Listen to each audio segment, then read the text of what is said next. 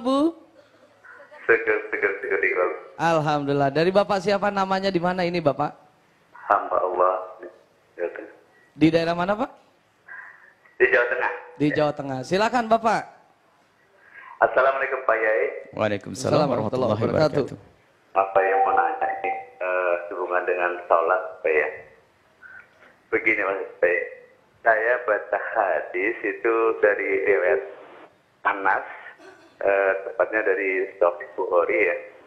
Itu ada hadis menerangkan bahwa Nabi dan sahabat Nabi itu dalam sholat tanpa menggunakan bismillah, jadi langsung alhamdulillahirrahmanirrahim dan seterusnya. Yang pertama itu.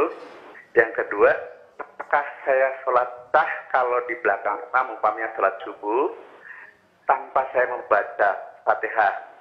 Ada juga yang mengatakan bahwa hadis bahwa bacaan imam adalah bacaan makmum gitu. Apakah saya sah tanpa sholat? Yang kedua, Pak Yai, minta tolong dalil dari Al-Quran atau hadis atau yang lain untuk yang orang habis, orang meninggal itu ada hari, 40 hari, 100 hari dan haul. Tolong untuk dijelaskan. Terima kasih Pak Yai. Okay. Assalamualaikum warahmatullahi wabarakatuh. Waalaikumsalam warahmatullahi wabarakatuh Bapak.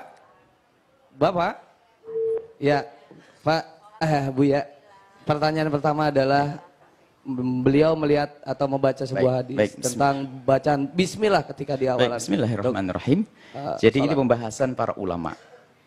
Dan tidak ada perlunya kita mencela ulama. Ulama berbeda pendapat dalam hal ini.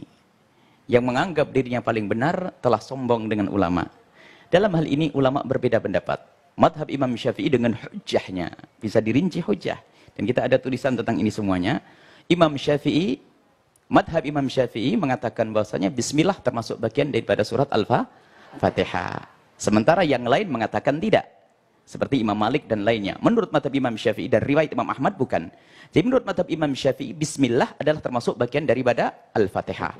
Maka menurut madhab Imam Syafi'i dan masyarakat Indonesia rata-rata Syafi'i, yang tidak pakai bismillah berarti tidak sempurna Fatihahnya. Berarti yang tidak sempurna Fatihahnya tidak sah. Itu menurut madhab Imam Syafi'i. Kita hargai, ini ulama yang ada di Indonesia, madhabnya rata-rata Syafi'i. Kemudian madhab lain, hanya antara disirkan dan mengatakan tidak. Tidak, bukan termasuk bagian dari surat Al-Fatihah. Bagi yang mengatakan bismillah bukan dari bagian Fatihah, maka mereka tidak membaca bismillah. Akan tapi di Indonesia rata-rata masyarakatnya madhab Syafi'i, maka hendaknya membaca bismillah. Sekarang kalau kita menjadi bijak, coba. Kalau ada yang pakai bismillahirrahmanirrahim, antara yang baca bismillah dan tidak, coba dicermati sedikit. Kalau menurut madhab Syafi'i, tidak pakai bismillah tidak sah Fatihahnya. Baik. Kalau pakai bismillah sah. Sekarang mana yang bijak coba? Di masyarakat Syafi'i di Indonesia.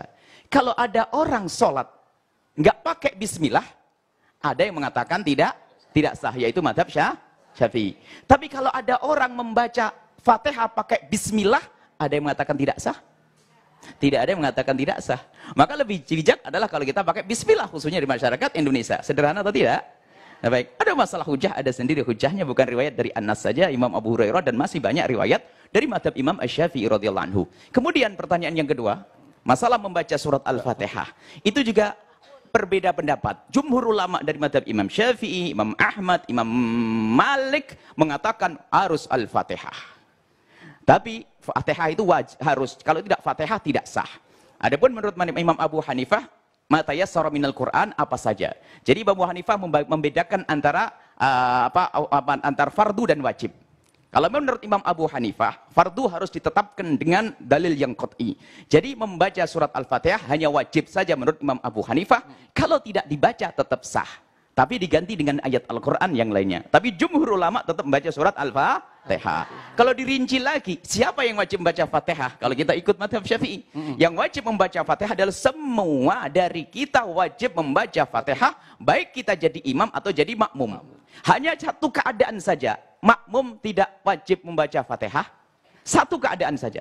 Yaitu di saat makmum sambung dengan imam, nggak cukup untuk baca Fatihah. Misalnya, imam berdiri, kita baru Allahu Akbar, imamnya Ruku. nggak usah baca Fatihah. Fatihah. Nah, tapi kalau kita punya waktu yang cukup untuk membaca Fatihah, maka kita wajib baca Fatihah. Baik. Ya, subhanallah, insya Allah menjadi jelas buat kita semuanya dan pastinya buat jamaah dan pemirsa jangan kemana-mana. Kita akan sambung kembali setelah yang satu ini. Tetaplah bersama kami di Siraman Kolbu. Segan di Kolbu. Alhamdulillahirabbil alamin. Kita kembali lagi dalam acara kita Siraman Kolbu. Segan di Kolbu. Ya, tadi sempat terputus dan untuk Bapak yang berada di Jawa Tengah, ini mengenai kebiasaan dan juga ini pertanyaan buat kita semuanya ketika meninggal dunia ada 3 hari, 7 hari, 40 hari, dan 1000 hari itu bagaimana? Ini ada pertanyaan dari hamba Allah di Jawa Tengah. Kami himbau kepada siapapun untuk senantiasa berlapang dada di saat melihat perbedaan pendapat. Jangan biasakan untuk mencaci dan mengolok. Ada sebagian kaum muslimin kerjaannya hanya membid'ahkan orang, menyesatkan orang, mengatakan orang lain sesat dan seterusnya. Adapun berkenaan dengan ini, itu masuk dalam umumul adillah, umumnya dalil. Wa idza hadaral qismata qulul qurba wal yatam wal masakin farzuquhu minhu. Jadi kalau ada orang meninggal dunia, kemudian ada kerabat-kerabat yang datang, maka bagikan rezeki. Itu disebutkan dalam Al-Qur'an. Jadi, apakah rezekinya duit dibagi-bagi atau buat makanan dan seterusnya, ini ada disebutkan di dalam Al-Qur'an. Sehingga masalah ini bukan masalah yang orang harus dikatakan bid'ah di saat membuat makanan. Nabi pernah mengatakan kepada sahabat Nabi waktu Sayyidina Ja'far meninggal, istri beliau kan seorang fakir. Nabi berkata, "Isna'uli ali Ja'far at-ta'am." Wahai para tetangga, Ja'far itu melarat. Maka hendaknya tetangga itu membuat makanan. Dan ini bukan larangan bagi yang punya rumah untuk membuat makanan. Tapi syarat makan yang dibuat udah makanan miliknya, bukan makanan yang diwaris. Ingat, harta waris tidak boleh digunakan untuk selamatan. Karena harta waris itu miliknya yang punya ahli waris. Misalnya Anda sebagai seorang anak, bapak meninggal dunia, maka kalau ingin mengadakan sedekah dari duitmu sendiri, bukan duit yang bakal diwaris. Kalau duit yang bakal diwaris, itu harus kesepakatan semuanya. Jadi ada pun yang ditanyakan tentang 3 hari. 3 hari itu kebiasaan. Akan tapi itu masuk pembahasan tentang apa hakikat tahlil yang sering dibahas oleh orang. Tahlil itu masuk pembahasan ulama dahulu namanya ihda'us tsawab, menghadiahkan pahala.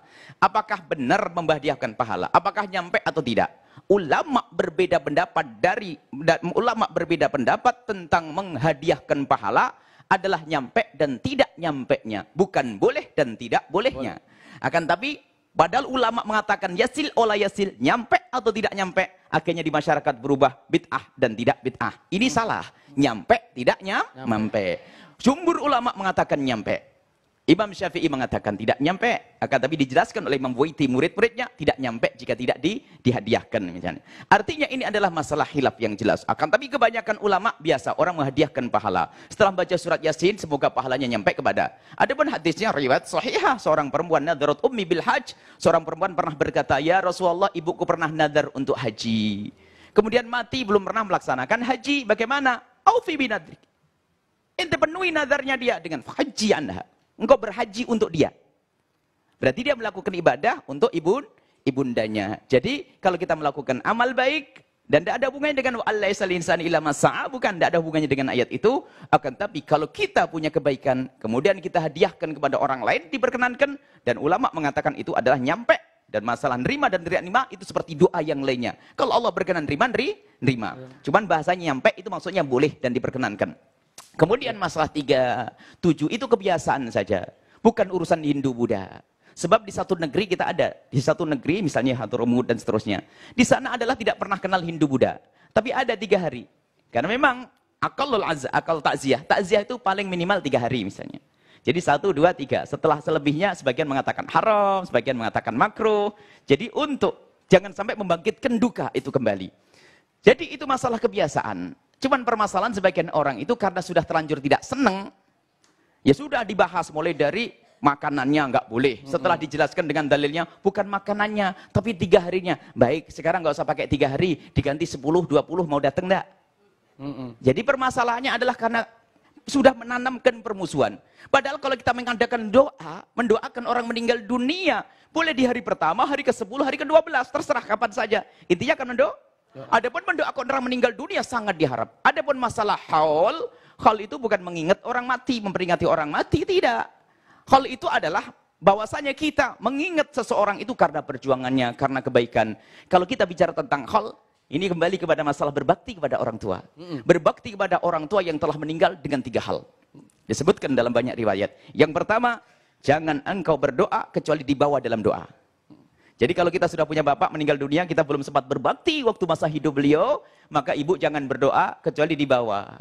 Ya, kalau lupa mendoakan tandanya lupa kebaikan. Jadi kita bawa dalam doa. Yang pertama. Yang kedua, kalau kita punya rizki, punya kebaikan, sedekahkan dan infakkan, niatkan untuk orang tua. Yang ketiga adalah menyambung silaturahmi dengan orang-orang yang pernah dibaiki oleh orang tua kita. 3 hal. Di dalam hal ini adalah mengumpulkan sanak kerabat ya, anak keturunannya kumpul agar silaturahmi. Kenapa kok harus setahun sekali? Kalau setiap hari keberatan. Oh, ada yang di Sumatera tadi, ada di ini. Urusan setahun, kadang-kadang orang membahas sesuatu yang seharusnya tidak usah dibahas. Ya sudah, kalau tidak mau setahun sekali, ya sudahlah setahun setengah sekali. Atau 3 tahun sekali. Cuman sekarang karena ada kebencian dari sebagian orang, akhirnya orang jadi bermusuhan. Ini masalah sederhana. Baik, kalau tidak 3 hari, anggap 7 hari dan 16 hari, boleh.